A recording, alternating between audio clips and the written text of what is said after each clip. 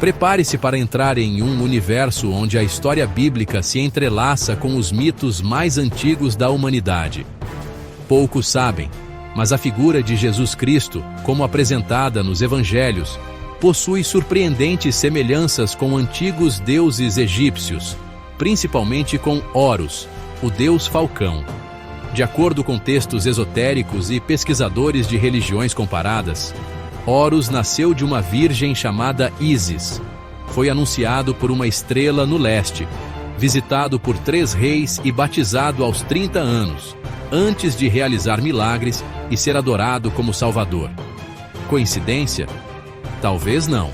Esses paralelos levantam uma questão inquietante. Será que parte do nascimento de Jesus foi adaptada de mitologias anteriores para facilitar a aceitação de sua história? Ao longo deste vídeo, vamos explorar essas semelhanças e como a narrativa do nascimento em Belém pode ter raízes mais profundas do que a maioria imagina. A civilização egípcia influenciou profundamente os judeus, especialmente durante o período em que viveram exilados ou sob domínio egípcio. Muitos estudiosos acreditam que elementos culturais e religiosos egípcios se infiltraram nos escritos que mais tarde se tornariam o Antigo Testamento. Se o nascimento de Jesus foi moldado por uma narrativa inspirada em Horus ou mesmo Osíris, isso muda completamente a forma como interpretamos os evangelhos. Afinal, ao apresentar Jesus como alguém nascido de uma virgem, envolto em sinais celestiais e honrado por magos, os autores teriam construído um Messias familiar ao imaginário de povos antigos. Estamos diante de um entrelaçamento simbólico entre tradição egípcia e profecias judaicas? Ou tudo isso é uma coincidência interpretativa exagerada?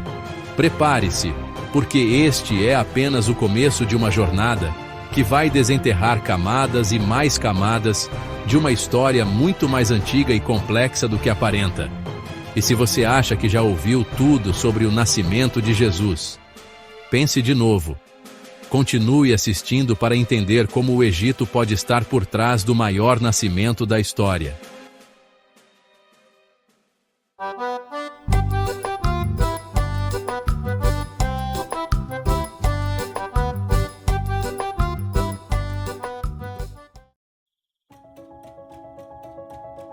A história do nascimento de Jesus, como contada na Bíblia, é repleta de beleza e significado. Ela começa com Maria e José viajando para Belém, sem lugar na hospedaria, e culmina com o nascimento do Messias numa manjedoura. Mas, ao olhar com atenção, há lacunas e símbolos nessa narrativa que merecem investigação.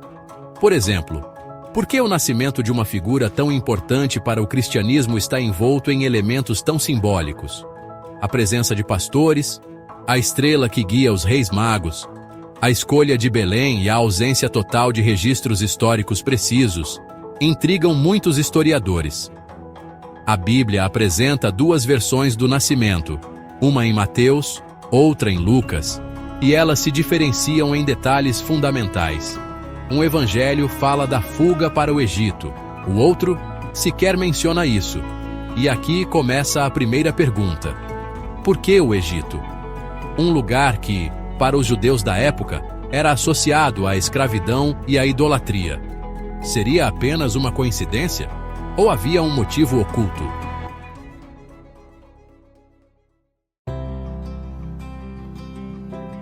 Você já se perguntou por que tantas religiões antigas exaltam o nascimento virginal de uma criança divina? Essa não é uma exclusividade da narrativa cristã. Antes mesmo de Maria dar à luz a Jesus em Belém, o mundo antigo já conhecia histórias de mães divinas que concebiam milagrosamente seus filhos, sendo uma das mais impactantes a de Ísis, a deusa egípcia da maternidade, da magia e da cura. Ísis concebeu Horus após a morte de seu marido Osíris, reunindo seus pedaços com sua magia. O nascimento de Horus foi reverenciado como sagrado, e Ísis passou a representar o arquétipo da Mãe Celestial, algo que, curiosamente, ecoa profundamente na imagem de Maria. Na arte egípcia, é comum vermos Ísis amamentando o pequeno Horus. uma imagem praticamente idêntica às representações medievais de Maria, com o menino Jesus nos braços. Essa iconografia não pode ser ignorada. Muitos estudiosos acreditam que, ao construir a figura de Maria, os primeiros cristãos utilizaram conscientemente elementos reconhecíveis das religiões populares da época, principalmente a egípcia. Isso criava familiaridade, conforto espiritual e ajudava a expandir a nova fé. O culto a Ísis já era imensamente popular em todo o Império Romano, especialmente entre as classes mais humildes, exatamente o público que o cristianismo também almejava atingir. Mas vai além disso. Tanto Maria quanto Ísis são figuras que transcendem a maternidade. Elas representam proteção, fé, poder feminino e conexão divina. Ambas são apresentadas como mulheres puras, escolhidas pelos deuses, e suas histórias se desenvolvem em meio a eventos sobrenaturais, estrelas, anjos, presságios. Até mesmo o sofrimento de ver o filho ameaçado por tiranos se repete nas duas narrativas. Ísis teve que esconder Horus de Sete, enquanto Maria fugiu com Jesus para o Egito para escapar de Herodes. Essa sobreposição de símbolos e histórias não é meramente estética.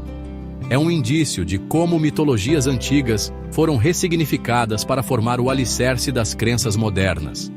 A figura da Mãe Divina, com sua doçura e sofrimento, parece ser um símbolo universal que atravessa culturas e religiões. Mas será que isso enfraquece a fé ou a torna ainda mais poderosa, por revelar um elo ancestral comum a todos nós?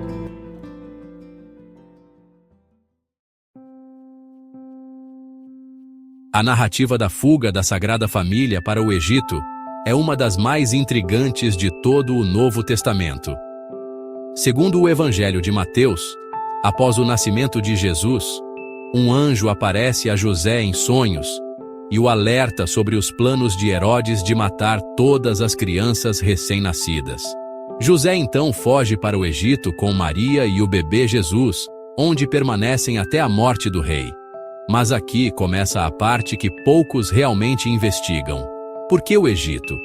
Por que essa terra, carregada de simbolismo, seria o local escolhido para abrigar o Messias? Seria apenas uma coincidência? Ou havia algo muito mais profundo por trás dessa decisão? Historicamente, o Egito sempre foi visto como um lugar de refúgio e também de aprendizado espiritual. Os hebreus já haviam vivido ali durante séculos antes do êxodo de Moisés. Além disso, nos tempos de Jesus, o Egito era um centro intelectual importante, com a lendária cidade de Alexandria abrigando uma das maiores bibliotecas do mundo antigo e sendo um polo de pensamento filosófico, religioso e esotérico. Muitos estudiosos acreditam que essa fuga simbólica representa mais do que proteção física. Trata-se da união entre a sabedoria antiga do Egito e a nova mensagem espiritual que Jesus traria ao mundo. Uma conexão entre a tradição e a revolução espiritual. Alguns teóricos afirmam, inclusive, que durante sua infância e juventude, Jesus teria sido iniciado em conhecimentos secretos enquanto esteve no Egito. Há textos apócrifos e tradições gnósticas que sugerem que ele teria contato com os mistérios egípcios, aprendendo sobre alquimia, astrologia e práticas espirituais reservadas a poucos. Embora esses documentos não sejam aceitos pela Igreja, eles lançam uma nova luz sobre a importância simbólica do Egito no contexto da história cristã. Ao invés de ser apenas um esconderijo, o Egito se transforma, aqui, em uma espécie de útero espiritual, onde o Messias amadureceria antes de sua missão pública. Além disso, o paralelo com Moisés é inegável. Assim como Moisés escapou de um infanticídio ordenado pelo faraó e liderou seu povo à liberdade, Jesus também escapa da matança ordenada por Herodes, sugerindo que a história se repete em ciclos arquetípicos. O cristianismo, nesse contexto, não surge como uma ruptura, mas como uma continuação e reinvenção de narrativas anteriores, muito bem moldadas para ressoar com as memórias coletivas da população da época. A fuga para o Egito, portanto, é uma ponte entre o velho e o novo, entre a tradição e a revelação. Mas a maior pergunta que fica é: até que ponto essa história é literal e até que ponto é simbólica? Estaria o Evangelho de Mateus usando o Egito como uma metáfora espiritual? Ou há provas históricas de que a Sagrada Família realmente passou por lá?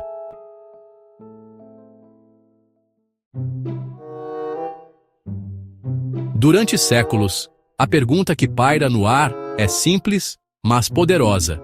Existe alguma prova de que Jesus realmente viveu no Egito durante sua infância? Embora os evangelhos canônicos façam apenas uma breve menção à fuga da Sagrada Família para o Egito, há muito mais material disponível do que se imagina, em manuscritos apócrifos, tradições orais egípcias e até em vestígios arqueológicos. A jornada de José, Maria e o menino Jesus rumo ao sul não foi apenas um trecho discreto da narrativa bíblica. Em várias regiões do Egito, igrejas milenares, relatos históricos e peregrinações locais mantêm viva a memória dessa passagem como um fato indiscutível. Mas, o que há de concreto por trás dessa tradição? Um dos registros mais antigos fora da Bíblia é o chamado Evangelho Árabe da Infância, um texto apócrifo que detalha com riqueza a vida de Jesus no Egito. Embora esse evangelho não seja reconhecido oficialmente pelo cânone cristão, ele é fascinante por suas descrições vívidas. Segundo o texto, a presença do pequeno Messias no Egito foi marcada por milagres, como ídolos pagãos caindo por terra diante dele, fontes de água jorrando onde ele pisava, e até mesmo feras selvagens que se acalmavam ao seu redor. Esses relatos podem soar lendários ou simbólicos, mas mostram como essa etapa da vida de Jesus foi marcada por elementos místicos poderosos. Exatamente o tipo de conteúdo que seria posteriormente suprimido por interesses religiosos e políticos. Mas não para por aí. Existem ainda hoje dezenas de locais no Egito que afirmam ter sido tocados pela presença da Sagrada Família. O mais emblemático é o Caminho da Sagrada Família, uma rota de mais de 3.000 quilômetros, reconhecida até mesmo pelo governo egípcio, que liga os principais pontos onde se acredita que Jesus e sua família viveram. Entre os locais estão Al-Matariya, onde há uma antiga árvore conhecida como a Árvore de Maria, e a igreja de Abu Serga, no Cairo Antigo, construída sobre uma cripta onde a Sagrada Família teria se abrigado. E isso nos leva a refletir: por que tantas pessoas, por tantos séculos, sustentariam essas tradições se não houvesse ao menos um fundo de verdade? Do ponto de vista histórico, o Egito era um destino acessível e lógico para judeus em fuga. Já havia uma grande comunidade judaica ali estabelecida, especialmente em Alexandria. O país oferecia segurança, anonimato e uma infraestrutura onde uma família pobre poderia se integrar sem ser notada. Ainda que os registros oficiais romanos da época sejam escassos, não é impossível que essa jornada tenha acontecido e que Jesus tenha vivido ali durante anos, cruciais de sua formação, longe dos olhos do império. No entanto, o que chama ainda mais atenção é o silêncio oficial sobre esses detalhes. Por que os evangelhos não exploram mais essa fase? Será que essa omissão foi proposital?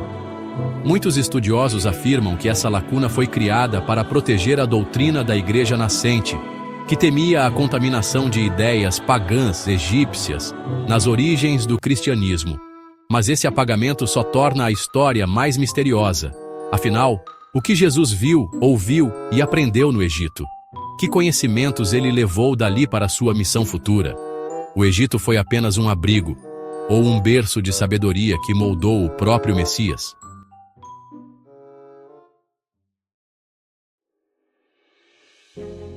Se existe um capítulo da história que causa arrepios nos defensores da narrativa tradicional, é este. Quando mergulhamos nas antigas mitologias egípcias, nos deparamos com algo que, para muitos, é simplesmente perturbador. As semelhanças entre Jesus Cristo e divindades como Horus e Osíris são impressionantes demais para serem ignoradas. E não estamos falando de meras coincidências poéticas ou alegorias simbólicas. Estamos diante de paralelos diretos, quase espelhados, que levantam uma questão inevitável. Até que ponto a imagem de Jesus foi influenciada pelas crenças egípcias que já existiam milhares de anos antes? Vamos começar com Horus. Na mitologia egípcia, Horus é filho da deusa Ísis e do deus Osíris. Osíris é traído, morto e desmembrado por seu irmão Seth. Ísis, em um ato de amor e magia, recolhe os pedaços do corpo do marido e o ressuscita apenas tempo suficiente para conceber seu filho, Horus. O menino cresce escondido, longe do olhar de Seth, até que retorna à idade adulta para vingar o pai e se tornar o legítimo herdeiro do trono divino. Agora pare e pense. Quantos desses elementos você já viu em histórias sobre Jesus? Horus também é conhecido como o Salvador, a luz do mundo, e era representado como um jovem de braços abertos, em posição semelhante à iconografia cristã da crucificação.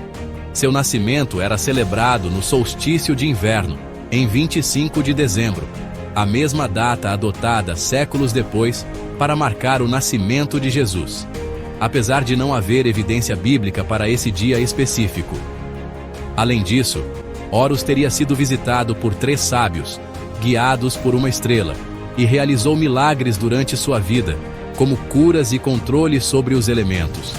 E quanto a Osíris, ele é morto, ressuscita e assume o papel de juiz dos mortos no além. Na iconografia egípcia, Osíris aparece em tronos, segurando um cajado e um flagelo, símbolos que, mais tarde, aparecem em representações de Cristo como Rei Divino. O próprio conceito de ressurreição, central no cristianismo, já era uma doutrina consolidada nos rituais funerários egípcios milhares de anos antes do nascimento de Jesus. Esses paralelos são apenas mitos? Ou estamos diante de uma transferência simbólica de arquétipos antigos para uma nova religião que buscava expandir sua influência? Muitos estudiosos modernos acreditam que os primeiros cristãos, ao expandirem sua doutrina pelo Egito e outras regiões helenizadas, adaptaram figuras familiares da mitologia local para tornar a nova fé mais acessível aos povos da época. E o mais chocante, isso pode ter sido uma estratégia consciente da igreja primitiva. Mas por que esses fatos não são ensinados nas igrejas? Por que esse conhecimento é ignorado em boa parte dos círculos religiosos? A resposta pode estar no medo de minar a originalidade da figura de Jesus. Se o público descobre que muitos dos atributos de Cristo já existiam em divindades anteriores, a fé institucional pode vacilar.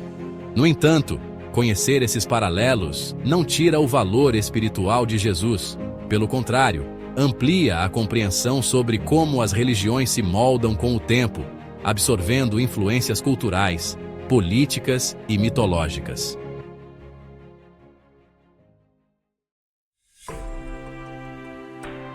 Se você acha que já viu tudo sobre a ligação entre Jesus e o Egito, prepare-se. O que vamos revelar agora não está nos livros didáticos, nem é amplamente ensinado nas igrejas. O cristianismo copta, a vertente mais antiga do cristianismo egípcio, guarda segredos profundos que ligam diretamente as práticas religiosas egípcias antigas à construção do que conhecemos hoje como cristianismo tradicional. Mas por que isso foi escondido? E o que esses segredos podem revelar sobre a verdadeira natureza do nascimento de Jesus? Os coptas surgiram nos primeiros séculos após a morte de Cristo. E sabe onde eles floresceram? No coração do Egito. Um lugar que já era saturado de simbolismo místico, com pirâmides apontando para o céu, templos sagrados alinhados com os astros, e uma tradição milenar de espiritualidade baseada na vida após a morte. Quando os primeiros missionários cristãos chegaram à região, não tinham como competir com o poder simbólico das crenças egípcias. Então fizeram algo ainda mais eficaz: incorporaram esses símbolos. Os evangelhos gnósticos, textos considerados apócrifos e rejeitados pela Igreja Católica, têm origem justamente nesse contexto egípcio. Manuscritos como o Evangelho de Tomé e o Evangelho de Maria Madalena, descobertos em Nag Hammadi, trazem uma visão de Jesus totalmente diferente daquela popularizada pelo Concílio de Nicéia. Nesses textos, Jesus é visto mais como um mestre iluminado, com forte conexão com o divino interior, do que como um ser divino separado dos humanos. Essa visão ecoa claramente a tradição egípcia dos faraós, que eram vistos como divindades encarnadas. Mas as semelhanças não param por aí. Alguns rituais coptas antigos incluem o uso de incensos, vestimentas cerimoniais similares às dos sacerdotes egípcios, e até o uso de línguas ancestrais como o copta, descendente direto do egípcio antigo. Em festas litúrgicas, os coptas celebram elementos da natureza, da fertilidade, da luz e da água, todos temas centrais nas religiões egípcias pré-cristãs. E é aí que entra a bomba. Essas práticas não são vistas como heresias pelos coptas, mas como a continuidade de uma tradição espiritual muito mais antiga do que o próprio cristianismo. Mas o que tudo isso significa para a figura de Jesus? Significa que no Egito, ele foi adaptado, ressignificado e até mesmo reinterpretado com base nas divindades já conhecidas pelo povo. Para os coptas, Jesus não era uma ruptura com o passado espiritual, mas a personificação moderna de verdades eternas. E esse entendimento muda tudo.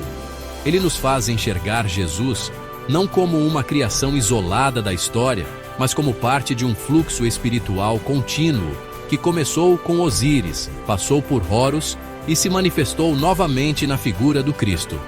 E tem mais. Há registros de igrejas coptas erguidas sobre templos egípcios antigos. Coincidência? Ou uma tentativa simbólica de mostrar que a nova fé se sustentava sobre os alicerces da antiga sabedoria? Em algumas dessas igrejas, afrescos retratam Madalena com o menino Jesus nos braços, cercada por halos solares, uma imagem praticamente idêntica às representações de Ísis e Horus. A semelhança não é apenas estética, é teológica, é simbólica e é profundamente reveladora. Neste ponto, você deve estar se perguntando: e se toda a estrutura do cristianismo ocidental foi construída em cima de narrativas, símbolos e arquétipos egípcios? E se, ao entender melhor o Egito Antigo, estivermos nos aproximando da verdadeira origem dos ensinamentos de Jesus?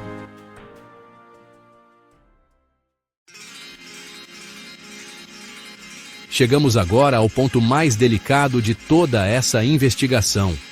Se existem tantas evidências simbólicas, históricas e até espirituais conectando Jesus ao Egito, por que essa verdade foi escondida? Por que a maioria das pessoas nunca ouviu falar dessa possível origem egípcia da narrativa cristã? A resposta pode ser desconfortável, mas ela revela uma conspiração de silêncio, construída ao longo de séculos, com interesses religiosos, políticos e sociais por trás da versão oficial que hoje conhecemos como verdade. Durante os primeiros séculos do cristianismo, a fé cristã ainda era uma entre várias correntes espirituais que competiam por espaço dentro do Império Romano. Os cristãos gnósticos, muitos deles ligados diretamente ao Egito, viam a espiritualidade de forma diferente. Para eles, a iluminação vinha de dentro, e não da obediência cega a uma hierarquia. Essa ideia ameaçava o controle da igreja nascente. Afinal, se cada pessoa podia se conectar com o divino por conta própria, qual seria o papel dos bispos, dos dogmas e das instituições? O resultado foi brutal: perseguições, destruição de textos e o silenciamento de qualquer narrativa que colocasse Jesus fora do modelo aprovado pelo Concílio de Nicéia. E onde entra o Egito nessa história? justamente como o berço dessa espiritualidade alternativa. Foi lá que floresceram as seitas gnósticas, os evangelhos apócrifos e os primeiros movimentos cristãos que desafiaram a versão oficial. O Egito tornou-se, para muitos líderes religiosos da época, uma ameaça simbólica.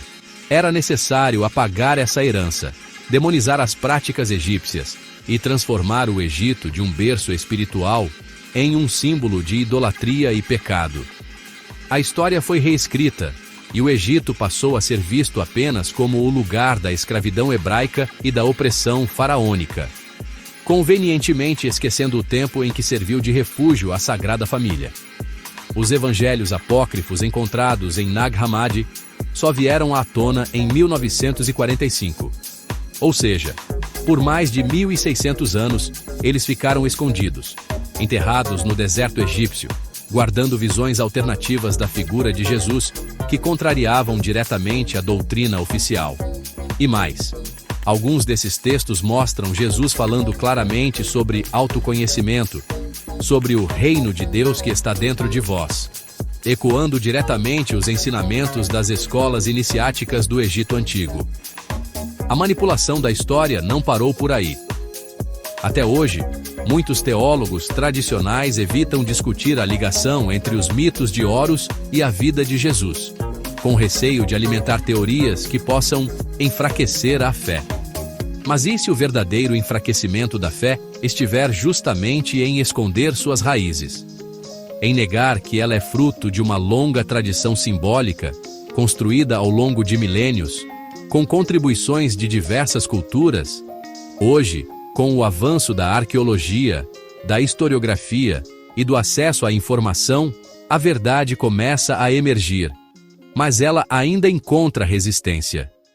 Porque aceitar que Jesus talvez tenha sido uma continuidade simbólica de Horus, que Maria pode ter sido modelada a partir de Ísis, e que o cristianismo bebeu intensamente da fonte egípcia, é algo que pode abalar os alicerces de muitas crenças. Ainda assim, negar essas possibilidades é escolher a cegueira confortável ao invés da luz do conhecimento. E é justamente por isso que essas informações precisam ser trazidas à tona. Não para destruir a fé, mas para ampliá-la. Para mostrar que Jesus, seja como figura histórica ou arquetípica, representa algo muito maior do que nos foi contado. Ele é um símbolo eterno de transformação, de renascimento, de amor. Um símbolo que nasceu em solo egípcio, cresceu sob o sol do Oriente Médio e floresceu no coração do mundo. E é no próximo capítulo que vamos entender como esse renascimento espiritual está voltando com força nos dias atuais, com redescobertas que podem mudar para sempre a forma como vemos a história sagrada.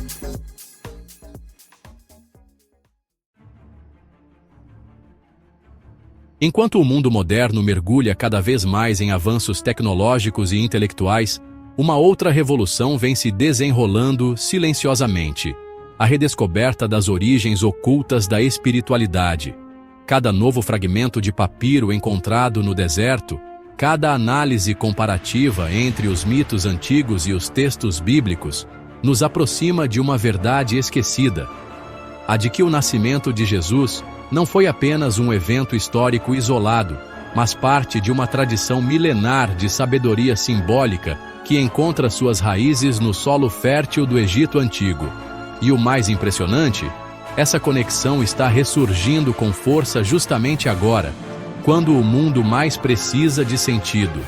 Nos últimos anos, estudiosos e pesquisadores independentes têm voltado seus olhos para o que antes era desprezado ou ridicularizado: os evangelhos apócrifos, os textos gnósticos e os registros das escolas de mistérios egípcias. A internet ajudou a democratizar esse acesso. O que antes estava trancado em bibliotecas inacessíveis ou oculto em línguas mortas, agora ganha vida em documentários, vídeos, artigos e debates públicos. Nunca antes foi tão possível questionar, investigar e reconstruir a narrativa por trás da figura de Jesus, não para negá-lo, mas para entendê-lo com profundidade. Esse renascimento espiritual nos convida a enxergar o nascimento de Jesus não apenas como o início do cristianismo, mas como a continuidade de um legado de transformação interna que atravessa civilizações. Ele se torna um elo entre o antigo e o novo, entre a sabedoria ancestral dos egípcios e a esperança de redenção do mundo moderno.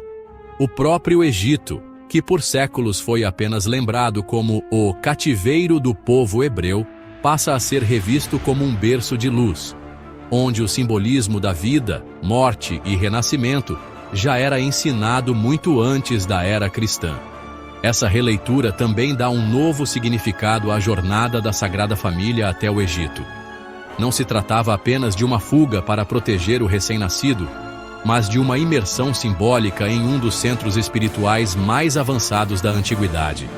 Ao pisar em solo egípcio, Maria, José e o pequeno Jesus estavam, mesmo que inconscientemente, conectando-se a uma tradição de iniciação espiritual que já falava sobre o renascimento da alma, o despertar da consciência e a vitória da luz sobre as trevas. Nada é por acaso nessa narrativa. Cada detalhe carrega camadas e mais camadas de simbolismo. Mas por que essa verdade está emergindo agora? Talvez porque o mundo esteja novamente em crise. Perdido entre materialismo extremo e o vazio existencial, as pessoas buscam respostas mais profundas. E a espiritualidade tradicional já não satisfaz a todos. O retorno aos mistérios antigos, a simbologia esquecida e as conexões entre culturas e religiões pode ser o caminho para um novo despertar coletivo. Jesus, Ísis, Horus, todos eles, no fundo, apontam para a mesma direção: a necessidade de renascer espiritualmente, de superar o ego e de buscar uma conexão mais profunda com o divino que habita em cada um de nós. É por isso que esse vídeo não é apenas uma aula de história, é um convite, um chamado para olhar além do óbvio, para não aceitar mais o que nos foi entregue sem questionamento, para resgatar o que foi perdido, não para destruir a fé, mas para fortalecê-la. A verdade não precisa temer a investigação, e quando a buscamos com sinceridade, ela nos leva a revelações que não só iluminam o passado, mas também nos apontam um futuro mais consciente. No fim, talvez a maior mensagem do nascimento de Jesus não esteja apenas nos eventos externos, mas na possibilidade de que esse nascimento aconteça dentro de cada um de nós. Que a luz que brilhou naquela manjedoura possa renascer em nosso coração, agora com a força milenar dos deuses do Nilo, com a sabedoria dos mestres do deserto e com a coragem de quem ousa buscar o que nunca foi contado.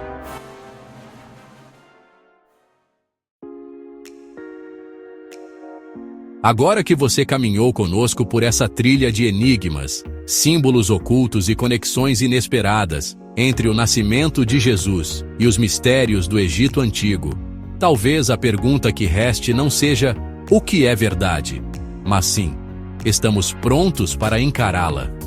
Porque quando a verdade se apresenta, ela não vem apenas como informação, mas como transformação. Esse mergulho que fizemos juntos hoje não foi apenas uma jornada por textos históricos ou teorias esquecidas.